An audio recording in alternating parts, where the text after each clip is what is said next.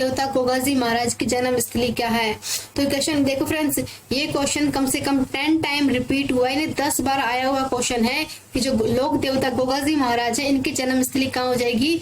वो होगी ददरेवा के अंदर। ऑप्शन नंबर फर्स्ट इसका राइट आंसर हो जाएगा। नेक्स्ट आता है संत मीराबाई का जन्म जो कि कुड़की में हुआ था, वो वर्तमान यानी प्रेजेंट टाइम पे राजस्थान के किस जिले में होगा? फटाफट से आंसर देके बता दो कि प्रेजेंट टाइम पे वो कहाँ होगा। तो वो हो जाएगा फ्रेंड्स पाली के अंदर। ऑप्शन नंबर थर्ड इसका राइट आंसर हो जाएगा। नेक्स्ट आता है दादू पंथ की प्रमुख पीठ कहाँ पर स्थित है? जो दादू पंथ है इसकी प्रमुख पीठ कहाँ हो जाएगी? ये होगी नरेना के अंदर। क्लियर हो गया। नेक्स्ट आता है कानड़ देव प्रबंध नामक काव्य के लेखक कौन है? बहुत इंपॉर्टेंट काव्य है कानड़ देव प्रबंध, तो इसके लेखक कौन है? इसके है पद्मनाथ। क्लियर हो गया। नेक्स्ट आता है गिद्दड़ नृत्य राजस्थान के किस क्षेत्र में किया जाता है? तो आपको दिख गया शेखावटी में। गिद्दा पंजाब का है, गिद्दड़ की बात करें तो शेखावटी क्षेत्र का होगा। नेक्स्ट आता है बयाना दुर्ग के अंदर स्थित है वारिक विष्णुवर्धन विजय स्तंभ को किस काल का माना जाता है? तो किस काल का हो जाएगा फ्रेंड्स? ये होगा गुप्त काल का। क्लियर हो गया। नेक्स्ट आता है बखाना जी, संतदास जी, जगन्नाथ जी, माधोदास जी जो संत थे उनका संबंध किस संप्रदाय से है? तो संबंध के बारे में बेस्ट से एग्जाम में काफी बार पूछते हैं, तो किससे हो जाएगा? ये होगा दादू पंथ समुदाय से हो जाएगा। ऑप्शन नंबर फर्स्ट इसका राइट आंसर हो जाएगा। नेक्स्ट आता है इमरती लकड़ियों के प्रसिद्ध सागवान के वन राजस्थान में किस जगह पाए जाते हैं, किस जिले में पाए जाते हैं?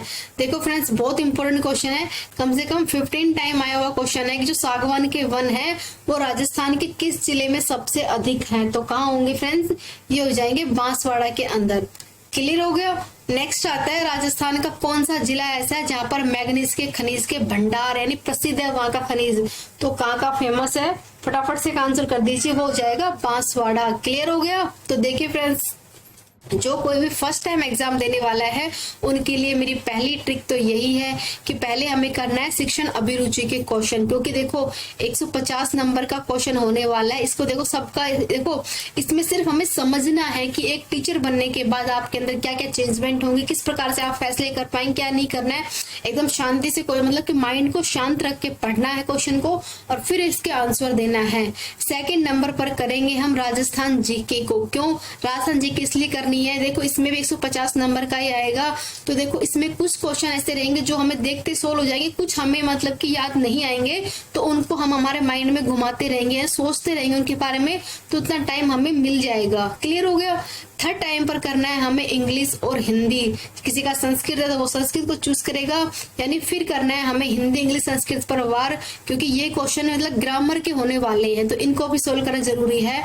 और फोर्थ टाइम पर करेंगे हम रीजनिंग के क्वेश्चन। रीजनिंग क्वेश्चन इसलिए करना है क्योंकि रीजनिंग के अंदर हमें क्या है कि कैलकुलेशन करनी है, सोचना है कि क्यों हो गया।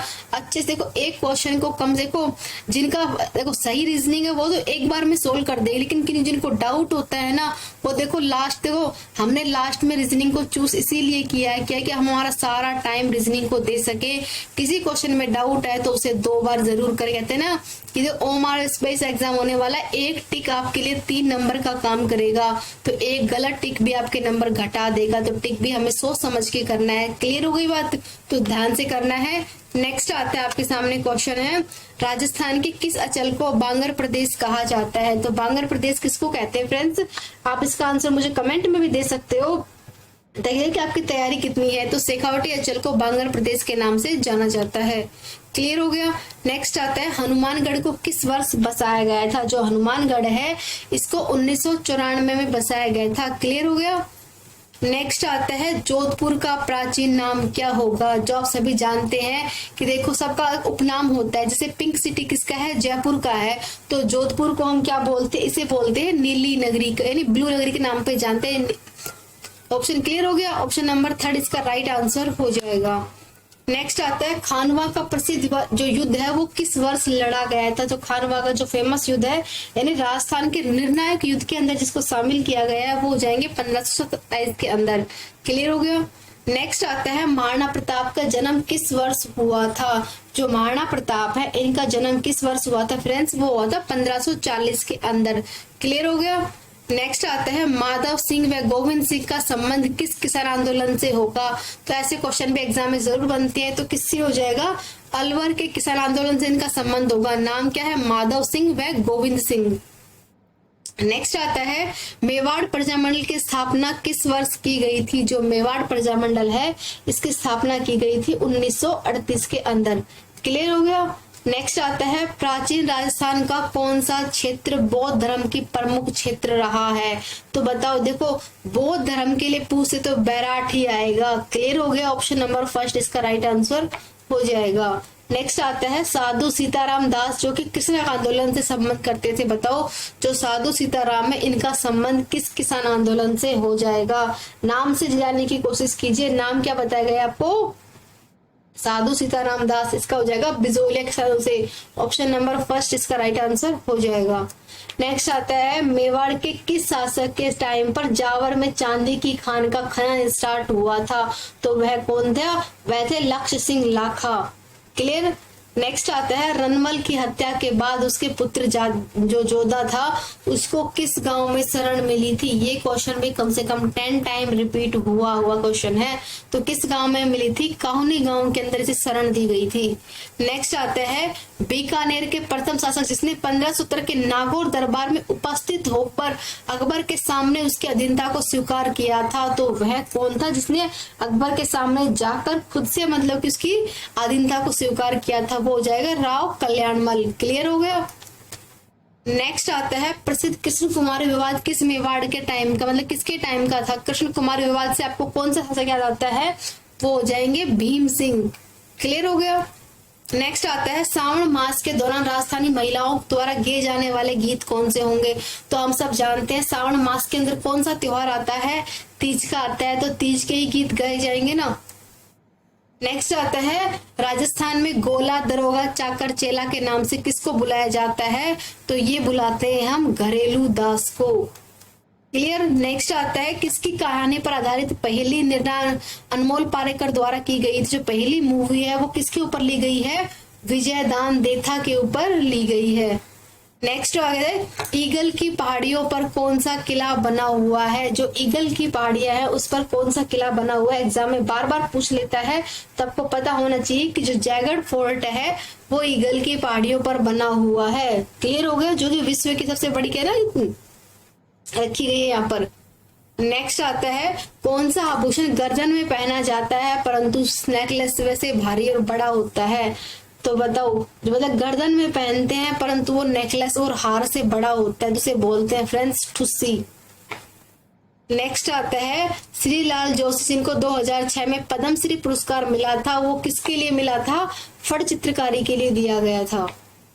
नेक्स्ट आता है जोधपुर का प्रसिद्ध बादला फेमस है किस लिए। देखो एक नाम आ गया बादला, तो जोधपुर का बादला है, इसमें ऐसा क्या है कि सब हर जगह फेमस है। क्या है ये, तो फ्रेंड्स ये जस्ते की बनी हुई पानी की बोतल होती है, जिससे कि आप सभी जानते हैं जस्ते की बनी हुई पानी की बोतल पीने से मतलब कि हमारी हेल्थ के लिए कितना अच्छा होता है।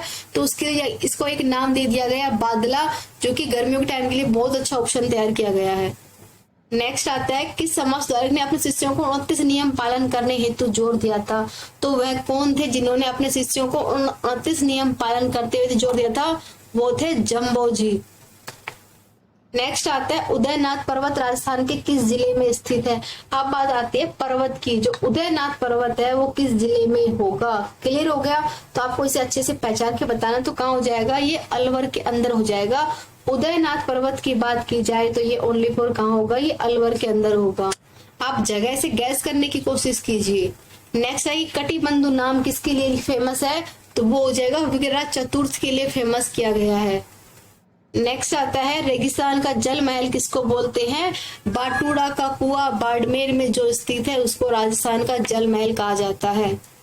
नेक्स्ट आता है पटवों की हवेली। फ्रेंड्स यकीन मानिए कम से कम 50 टाइम एग्जाम के अंदर ये क्वेश्चन पूछा हुआ। देखो ये क्वेश्चन ना इतना इम्पोर्टेंट है ना इतना बड़ा है, बिल्कुल नॉर्मल सा क्वेश्चन है, लेकिन 50 बार एग्जाम में पूछा गया। जो लोग बोलते हैं ना क्वेश्चन रिपीट नहीं होते, उनके लिए बात कही गई है कि इस क्वेश्चन में ऐसा क्या है जो 50 बार रिपीट हो गया। तो पटवों की हवेली कहाँ पर स्थित है, वो होगी जैसलमेर के अंदर।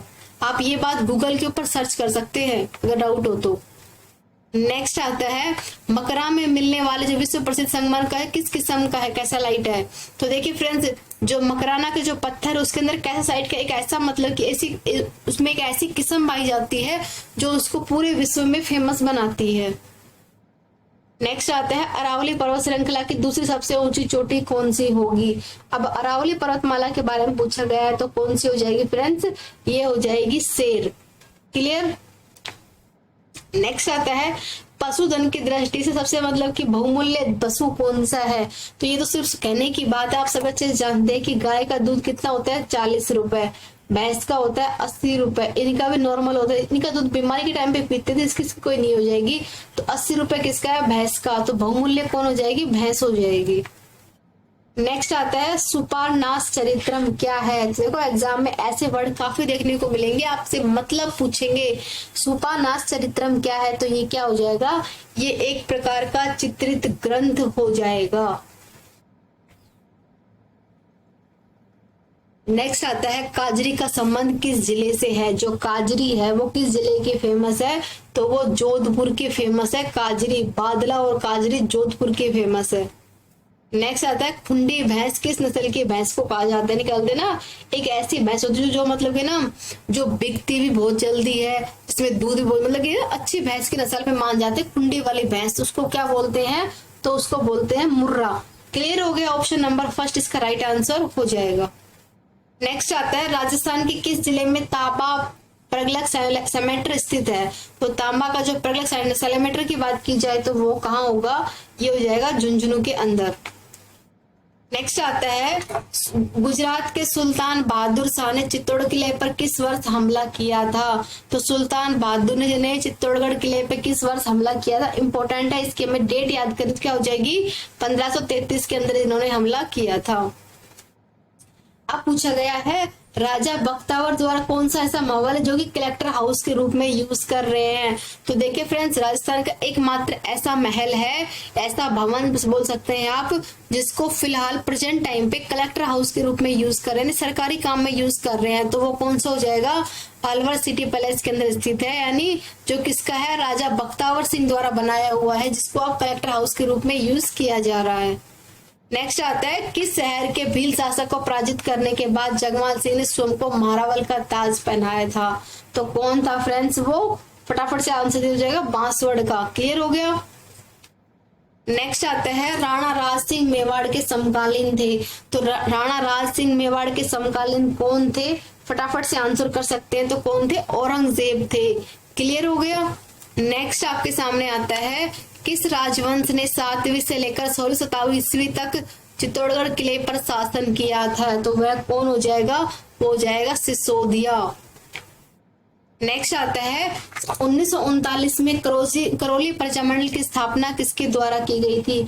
अब करौली प्रजामंडल की बात की जाए तो किसने की थी, त्रिलोक चंद्र माथुर ने की थी। नेक्स्ट आता है उदयपुर में राजस्थान प्रेस का संस्थापक कौन था। तो कौन हो जाएगा, शांता त्रिवेदी। नेक्स्ट आपके सामने आता है बीकानेर का कौन सा शासक जो इसने अकबर और जहांगीर दोनों की सेवा की थी, जो कि बीकानेर का था। तो उसका नाम क्या हो जाएगा। तो ये क्वेश्चन मैंने आपको कराया भी था। देखो कल्याणमल ने भी अधीनता को स्वीकार किया था अकबर की, लेकिन उसने जहांगीर की नहीं की थी। और दोनों की करने वाले कौन थे, वो थे राय सिंह। यानी फर्स्ट तो कल्याणमल थे जिन्होंने स्वयं उसके पास जाकर इसकी अधीनता को स्वीकार किया था, लेकिन जो राय सिंह है इन्होंने मतलब कि दोनों की थी। नेक्स्ट आता है अलाउद्दीन खिलजी ने मेवाड़ वासियों के बीच में चलो की घेराबंदी किस वर्ष की थी। तो आप सभी ने पद्मनी मूवी खूब अच्छे से देखा होगा, तो बताओ किस वर्ष घेराबंदी की थी। वो की थी 1303 के अंदर। क्लियर हो गया। तो देखिए फ्रेंड्स, मैंने आपको टोटल 50 क्वेश्चन कराए। आपको ये क्वेश्चन, इन क्वेश्चन के अंदर से आपने कितने अटेम्प्ट किए कमेंट में जरूर रिप्लाई करना। इससे आपको आपकी तैयारी का पता चलेगा कि आपको कितने क्वेश्चन आते हैं। और जैसा आपको बताया, आपको एग्जाम पेपर उसी तरीके से सोल्व करना है। और देखो जितना पढ़ा है उसको देखो एंड टाइम के ऊपर, ये नहीं है लास्ट में आप कि रात भर रट्टा मार पढ़ो, लेकिन इसको रिपीट जरूर करो। ये नहीं है कि आप 100 की जगह 200